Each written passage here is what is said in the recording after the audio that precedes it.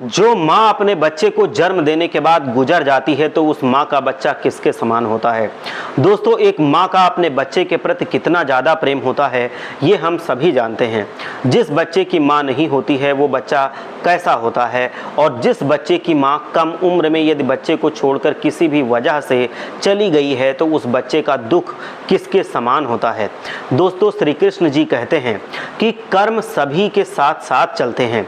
कर्मों के आधार पर समृद्धि की, सुख की अथवा ऐश्वर्य की प्राप्ति होती है। पिछले जन्म के किए हुए कर्मों के आधार पर अगले जन्म में सुख सुविधाएं या कष्ट प्राप्त होता है, अथवा दाम्पत्य जीवन में भी जो कर्म हम करते हैं उसके आधार पर हमको आगे के फल प्राप्त होते हैं। पिछले जन्मों में जो कर्म हमारे होते हैं उसके अनुसार हमको इस जन्म में बहुत सारी चीज़ें भोगने को मिलती हैं। पिछले जन्म में जो अच्छे कार्य करता है तथा दान धर्म करता है तो उसको अगले जन्म में अच्छी और आज्ञाकारी संतान की प्राप्ति होती है। पर कुछ बच्चे ऐसे होते हैं जिनको माँ का सुख प्राप्त नहीं हो पाता है, यानी कि कुछ बच्चों की माँ नहीं होती हैं और वो जन्म देने के बाद भगवान के पास चली जाती हैं।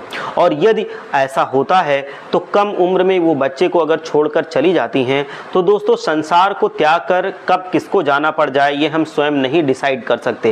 ये तो केवल भगवान जो करता धरता है उन्हीं के हाथ में है। जिन्होंने इस संसार को और इस प्रकृति के चक्र को बनाया है वो एकमात्र ईश्वर ही है जो संसार में इस चीज को नियंत्रित कर सकता है, और किसको कब इस संसार को त्याग कर जाना पड़े सिर्फ उसी की मुट्ठी में है। ईश्वर की इच्छा ना होने पर कोई भी मनुष्य कुछ नहीं कर सकता। इसीलिए भगवान कृष्ण जी कहते हैं कि जो बच्चे बिन माँ के होते हैं ऐसे बच्चे अत्यंत दुर्भाग्यशाली होते हैं। ऐसे बच्चे बहुत कम अवस्था में ही अगर अपना जीवन यापन बिना माँ के कर रहे हैं तो वो दुर्भाग्यशाली होते हैं। दोस्तों, ऐसा नहीं है कि यहाँ पे हम उन बच्चों का कोई अपमान कर रहे हैं जिनके माँ नहीं है। बस हम वो बता रहे हैं जो शास्त्रों में बताया गया है, जो भगवान श्री कृष्ण ने कहा था।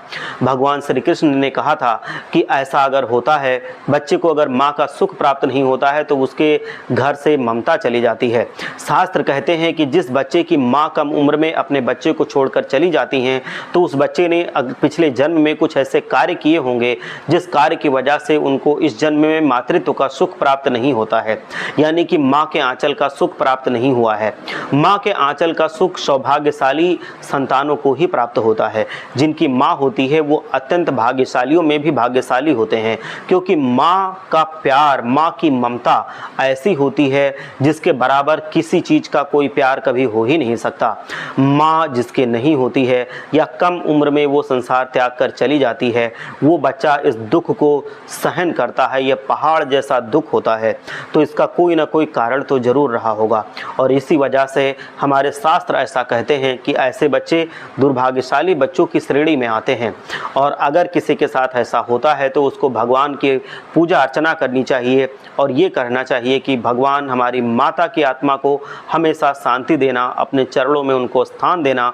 और अगर हमसे कभी कोई भी दुष्कर्म हुआ हो, कोई भी हमसे गलत काम हुआ हो तो उसको क्षमा करना, और अब हमें भविष्य में कोई भी दंड मत देना। हर हर महादेव।